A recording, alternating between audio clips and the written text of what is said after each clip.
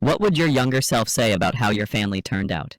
I will start with the part people always want to skip, the part that feels petty until it happens to you for so many years that it becomes a running joke you are not allowed to laugh at. Because every year my birthday slid past like an unimportant Tuesday while my brother Ryan got a countdown, a guest list, group texts, a custom cake, and the kind of fireworks that made the dogs in the neighborhood shake. And I learned to smile and say it was fine while I brought chips or ice and took the group photo of everyone singing to him, but I also learned the weight of being the person who notices everything and says nothing. When you grow up in a family where one child is the default main event and the other is the reliable background, you become fluent in minimizing yourself, and I got good at it early. I told myself I did not care about candles or cards. I pretended I was busy. I said I preferred small things and quiet nights, and I sent the obligatory message in the family chat for Ryan's big day while my own date was something I penciled in alone, telling friends I would celebrate later because everyone was slammed, because schedules were tough, because adult life is messy, yet the truth was not complicated at all. The truth was that they did not forget because they were overwhelmed. They forgot because they were used to me absorbing it without protest. The last year before everything changed was the clearest picture of how it worked. A week before my birthday, my mother called me with a list of errands for Ryan's party, which was going to be a backyard thing with his friends and cousins and a playlist he had sent to my father, and I said sure because that is what I always did, and when the day came I carried folding chairs from the garage, I cut fruit, I took the photos. And I watched my parents beam while Ryan gave a quick speech about feeling supported, and it was impossible not to see how easy it is to support someone when they expect it and demand it, and everyone has agreed that is the flow of the house. When my birthday arrived a few days later, there was no plan and no text in the morning and no, "What time are we coming by?" Just a couple of late messages in the evening, the kind you send from the couch with a television on and one eye on a phone. And then an hour later my feed filled with pictures from a last-minute dinner for Ryan because a friend from out of town was passing through and apparently that was reason enough to meet up, and I watched them clink glasses under a caption about how family is everything, and I understood in a way I had been resisting that their definition of family did not really include me when it required effort.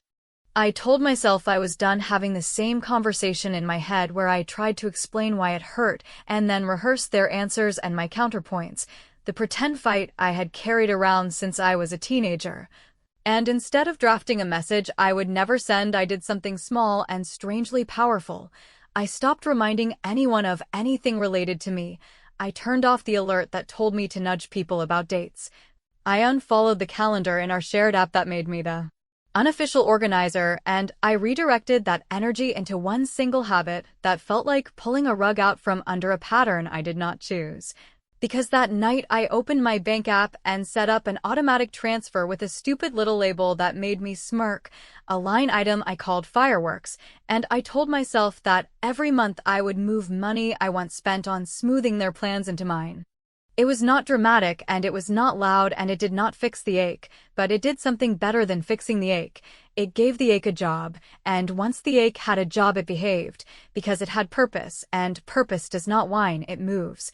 And over the next months I watched that transfer stack up while I kept my mouth shut, keeping the peace in the way they liked, except this time the peace I kept was inside my own head, and I noticed how quickly people accept your silence when it makes their life simpler, and how quickly they call it maturity when it is actually strategy. I am not going to pretend I did not want an apology, or at least a real conversation where someone owned what had been happening for years, but waiting for that kept me stuck in a loop, and breaking the loop required something more satisfying than a speech. So I made a quiet promise to myself that the next time Ryan got his show, with the photos and the toasts and the posts about being so blessed, I would not be the person holding the camera anymore, because by then I planned to be somewhere else, tapping a card on a reader that opened a door none of them knew existed, and I would not announce it or warn them or try to make them understand. I would let the understanding come to them the way my birthdays had always come to me, late and inconvenient. Which is to say, I was done asking, and I had already started building. The first real change was not dramatic or cinematic or even something anyone else could see, because it lived in the tiny decisions I made all day long, where I stopped being the family's safety net and started being my own. And instead of writing the grocery lists for other people's parties or texting reminders about candles and paper plates and ice, I came home after work and opened a spreadsheet I had never shown anyone. Moved that transfer I called fireworks into a higher number canceled. A subscription I kept out of habit, took a photo of a pair of boots I never wore and sold them online for cash that went straight into the account I touched only to feed. And I made dinner at home and felt a kind of stubborn relief that came from doing nothing glamorous, only choosing consistently, and it stacked up in a way applause never did. At work I stopped taking on the thankless tasks no one wanted, the kind of office chores that make you likable but invisible, and I switched to the projects that had outcome measures and budgets and real owners. And I tracked my contributions in a document with dates and results and saved emails, so that when my manager started talking about growth paths and salary bands, I had a clean story with proof that did not sound like begging. And after a long meeting where I was calm and unblinking and not afraid of silence, I left with a title that sounded like responsibility and a raise that did not fix the old bruises, but absolutely paid for my next step. And I walked down the block after that meeting, and instead of calling anyone to share the good news, I called a mortgage broker who had been a voice on a podcast and asked the questions I used to save for later, because I was waiting to be more ready. And he talked me through pre-approval letters and debt to income, and how not to open any new accounts, and I said thank you and made a list that became the spine of the next few months. At home, my mother kept our group thread busy with plans for Ryan's get-together, which had apparently upgraded from a casual night to a thing with sparklers and a rented speaker, and her messages were the usual small directives dressed up as questions. Asking if I could swing by the warehouse club, if I could grab a case of drinks, if I could bring the card table from my storage unit, and it was weirdly hard to type what I typed, because I felt rude even as I knew I was not, yet I wrote it anyway and hit send, saying I would not be available that weekend, and I hoped it went smoothly. And I put my phone face down and made a sandwich and watched the phone light up with a string of replies that bounced between confusion and mild annoyance, and then landed on the tone every person with boundaries gets labeled with, the one that says difficult. And I let it sit while I watched a video about closing costs and the difference between a building with a doorman and one with a keypad.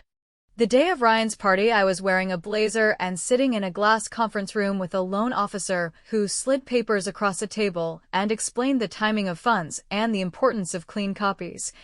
And in my bag, I had every piece of documentation they could possibly ask for in neatly labeled folders, because the old me who organized other people's parties had not died. She had just turned all that energy on my behalf. And while my family texted to ask where the plastic cups were and who had the lighter and why the fireworks permit link would not open, I answered with a simple note that I did not know and hoped they would sort it out. And when my mother called twice in a row, I let it go to voicemail and listened later to a breathy message about how everything felt last minute this year, and I felt a slow, private satisfaction at the fact that last minute is exactly what happens when the person who always plans it steps away, and no one has to scream for a shift to happen. They just have to not show up with their arms full. I toured buildings with elevators that required a key to even reach the residential floors, and I learned how the homeowners association fees hid the things that actually mattered, like whether someone would sign for packages or whether the noise after a certain hour was enforced or ignored.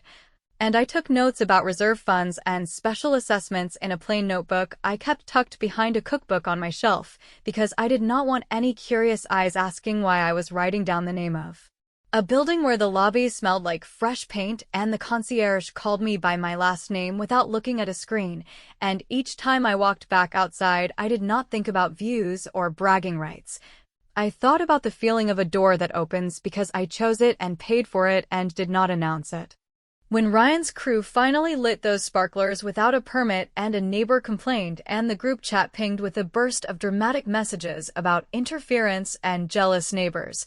I was in a quiet waiting area signing an authorization for the appraisal to be rushed and watching my email for that pre-approval letter to turn into a commitment.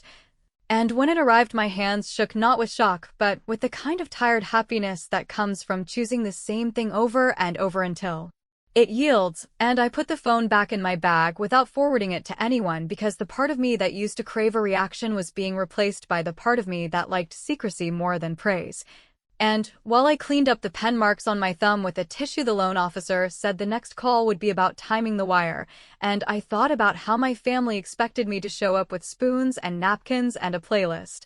And I smiled, because the next time they expected anything from me, I planned to be in an elevator with a card in my hand, and all I would post would be that card, no caption, and I wondered how long it would take them to realize it was not a hotel. By the time the rhythm of my silence settled into something that felt less like resistance and more like oxygen, I had already discovered that there is a strange power in letting people believe you are stagnant. Because when they assume you are behind or distracted or not ambitious, they stop watching, they stop questioning, and they stop preparing for the day when you are not only catching up but overtaking them without a sound. And while my family carried on with their traditions of pouring everything into Ryan's orbit, I was quietly constructing a reality so different from the one they thought I inhabited that sometimes even I felt like I was living a double life. During the week, I put on the uniform of a professional who understood deadlines, budgets, and the messy politics of keeping a department running while leadership changed priorities every month, and I did the work that no one else wanted to touch. The kind that does not win praise in the moment, but becomes impossible to ignore when results pile up, and when those results turned into bonuses and recognition, I did not spend them on vacations or trendy gadgets or status items to display on social media. I shoved them directly into accounts labeled with words that no one but me would ever see: security, exit, and fireworks. The same fireworks that had once reduced me to the role of a spectator now existed in a column of figures growing higher each month. On weekends, I often let calls go unanswered with polite excuses about being swamped, when in truth I was studying neighborhoods, memorizing price per square foot trends, and comparing mortgage calculators until the numbers blurred. And I trained myself to think in trade-offs, asking whether a dinner out was worth the same as a week of interest, or whether another pair of shoes mattered as much as knocking one more month off the timeline for owning something no one could take away from me. And the longer I practiced this discipline, the more natural it felt, until what once looked like sacrifice started to feel like strategy. It would be dishonest to say I did not sometimes resent Ryan's freedom, the way he could roll into the driveway with a new toy, announce a last-minute trip with friends, or shrug off debt as though it were a family joke rather than a personal chain. But every time the irritation rose, I reminded myself that the same parents who bailed him out of overdraft fees or loaned him money for a down payment on a car would never dream of offering me that kind of safety net, and that meant I had to be sharper, harder, more deliberate, and while they thought that made me rigid or boring, I knew it made me durable, because when you have no net, you build one yourself, knot by knot. I remember sitting at my kitchen table one night with a stack of papers spread out, cross-referencing bank statements with loan terms and scribbling notes in the margins until my wrist ached. And when a cousin texted me a photo of Ryan surrounded by friends at a club with bottle service and captions about how life is for celebrating, I stared at the glow of the screen and then back at my notes. And instead of sinking into bitterness, I felt a kind of grim calm, because I understood that his celebrations were loud but temporary, while mine were invisible but compounding, and when you are playing a long game, the best gift is being underestimated. At family dinners, the questions directed at me stayed the same. Was I dating anyone? Why was I always working? When was I going to loosen up and enjoy life? And I learned to answer with a smile that revealed nothing. Because what none of them knew was that while they laughed about me being the serious one, I had already walked through model units with floor-to-ceiling windows. I had already touched stainless steel appliances wrapped in protective film waiting for an owner. I had already stood in the middle of unfinished rooms and imagined arranging furniture that no one else had ever sat on, and those memories lived in me like private victories that kept me warm while I nodded at their shallow jokes. The truth is that building in the shadows is lonely, because there are no toasts for restraint and no applause for delayed gratification. And there were nights when the weight of doing everything alone pressed down on me until I almost called my mother just to hear a familiar voice. but I stopped myself because I knew what would follow. A quick mention of Ryan's latest success. A reminder of how proud they were of him. A half-hearted, "You're doing fine too," and I refused to feed myself crumbs. When I was in the middle of baking my own bread. When Ryan blew out his candles again under the night sky, with the smoke curling into the air and the family cheering as if they were watching the finale of a show, I was already under contract for something none of them could have imagined. And I smiled quietly at the timing, because while they thought I was missing the party, I was finalizing paperwork that would make every one of their cheers echo hollow, and it occurred to me that the sweetest victories are not the ones shouted from rooftops, but the ones kept close until the right moment to drop them lands like a thunderclap, impossible to ignore, and in that instant I knew my silence had been the loudest strategy of my life. By the time the calendar circled back to the day that had always been nothing more than an afterthought in my family, I had rehearsed a dozen different ways to handle it. From ignoring it completely to forcing a confrontation that would probably spiral into the same defensive excuses I had been hearing my entire life. But in the end, I did what I had trained myself to do for years, which was to keep my mouth shut, stay calm, and let my actions speak in a way words never could, and that is why I found myself standing in the lobby of a downtown building where the security guard knew my name and nodded as if he had always expected me, sliding a plain envelope across the counter that contained the one object I had been waiting for, a small, glossy elevator keycard that was not just plastic, but proof that the years of silence, sacrifice, and patience had finally turned into something that no one could diminish, explain away, or ignore. I did not throw a party. I did not invite friends over for champagne. I did not even tell a single person in advance, because I wanted the moment to feel as private as every birthday dinner I had eaten alone, and so I went upstairs, unlocked a door that now belonged to me, and walked through empty rooms that smelled faintly of new paint, listening to the echo of my own steps and feeling a sense of calm so sharp it almost hurt, because for the first time in my life I did not have to measure my worth against my brother's fireworks or my parents' attention. I could measure it against walls that were mine and a contract with my name written across the top in thick black ink. The only indulgence I allowed myself was a single photograph, nothing staged or dramatic, just the keycard resting in the palm of my hand with the elevator panel in the background. The kind of photo that could mean anything to someone scrolling past, but would mean everything to the people who knew how often they had ignored me, and I posted it without a caption, without an explanation. And I put my phone down on the counter and made myself a cup of coffee in a paper cup because I had not bought dishes yet, and I let the silence fill the room until it was broken by the first vibration of my phone.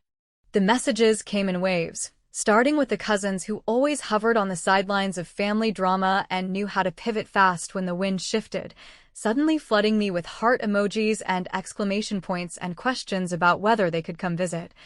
whether it was a rental or a purchase, whether I was going to throw a housewarming, and then the second wave came from aunts and uncles who had barely remembered my name on birthdays, but were now marveling at my incredible achievement and asking how on earth I had managed it, as though I had stumbled into a prize rather than bled for years to earn every square foot.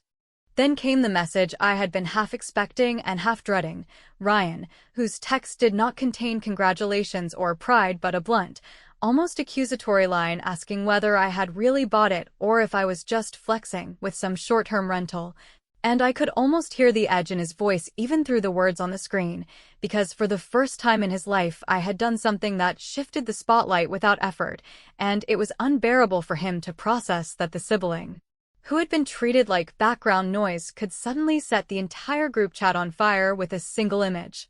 Not long after, my phone lit up with a call from my mother, and I answered only because I wanted to hear the tone she would use, whether it would be dismissive, guilty, or falsely cheerful, and what I got was a shaky, exaggerated voice full of excitement about how proud they were, how amazing it was, how they had always known I was capable of big things, and the performance was almost insulting, because I knew exactly how little they had actually seen.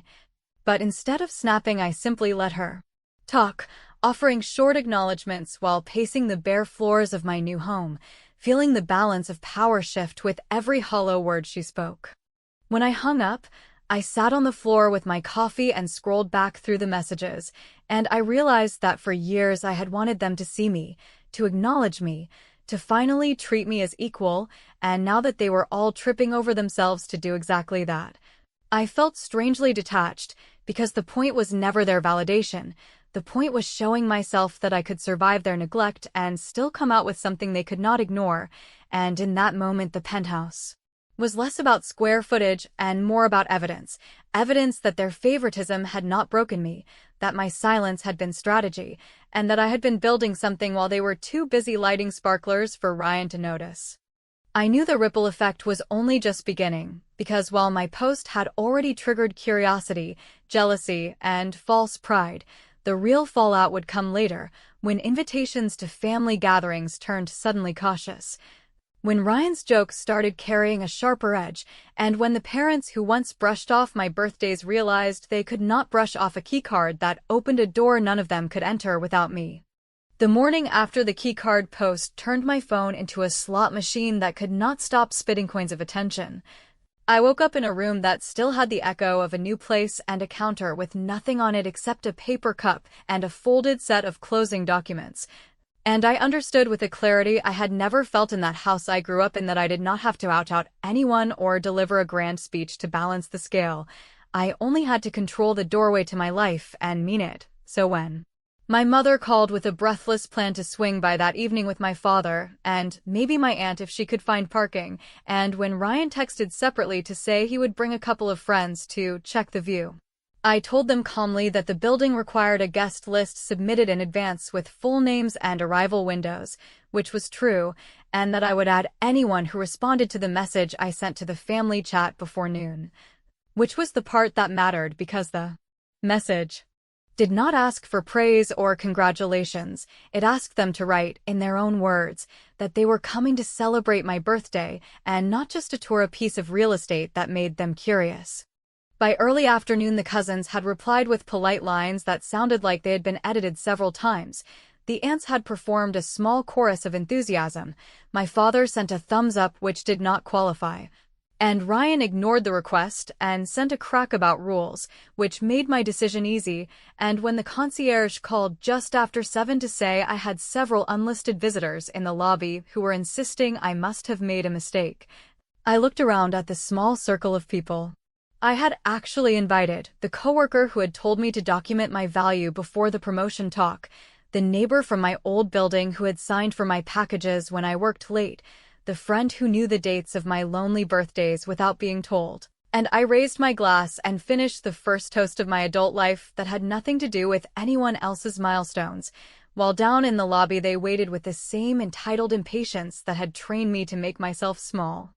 When I finally took the elevator down, I did not come armed with a lecture or a list of old grievances, because I had burned those in my head months ago. I came with the same 2 sentences I had put in the chat, and I said that entry here was easy. They only had to name what they were showing up for and mean it, because for years I had shown up for parties that were not mine and stood at the edge of photos that would be cropped without me, and if they were here to gawk at a purchase, then they could schedule a tour with the sales office, but if they were here to repair something they had treated as unnecessary for too long, then they could look me in the eye and say the words they forgot every year when it counted, which were not congratulations or wow or how did you do it, but happy birthday, we are here for you. My mother blinked the way people do when they are landed in a conversation they have spent a lifetime avoiding. My father made a noise that sounded like he wanted to negotiate the wording. And Ryan crossed his arms and asked if I was really going to make family jump through hoops like strangers, so I told him that strangers do not call a woman's achievements a flex or bring along 2 men she has never met to critique her square footage, and that I was done pretending that access owed nothing in return, because access without recognition is not love, it is consumption, and if they wanted to be more than consumers of my life, then the door was right there and the keycard worked both ways. There was a silence that did not feel like victory and did not feel like loss, only like a clearing of air, and then my mother said the words, plain and late and not poetic. And my father repeated them because he understood in ways he would never admit that sometimes the price of entry is owning the bill you left unpaid for years. And the concierge looked at me with a question and I nodded and he added their names. And we went upstairs not to a spectacle, but to a table with a cake that had my name on it in ordinary frosting, the first one in a lifetime of store-bought candles and other people's songs, and I cut it myself without making a wish, because wishes are for people who are waiting for permission. Ryan hovered by the window and finally asked how long I had been planning all this, and I told him that I started the day I labeled a transfer fireworks and stopped delivering plastic cups to a party that would never be for me. And I watched him process the fact that I had turned the thing that once made him special into the engine of my exit, and I did not gloat or preach. I only told him that if he ever wanted to know what it felt like to be seen without asking, he could start by seeing someone else, and if that lesson never landed, that was fine too, because I had designed a life that did not require his understanding to function. Later, after the awkward goodbyes and the promises to do better that I chose not to grade, I stood alone at the elevator with the keycard warm in my hand, and I understood that the point was not punishing anyone or evening a score with a dramatic twist. It was establishing the only rule that would protect me from becoming the version of myself they had trained me to be, the one who organizes other people's happiness and accepts crumbs as a meal. And as the doors closed, I thought about the posts they would write and the stories they would tell to make sense of a night that made them uncomfortable, and I let them have that, because the final move was never the photo or the lobby or the guest list. The final move was that I had put myself on the list first and placed the card in my own hand, and once that happened, there was no version of the story where I went back to standing on the curb waiting to be noticed, which is why, when the elevator opened again and the hall stretched toward a door that knew my name, I smiled at the quiet, because for the first time in a long time it sounded exactly like triumph.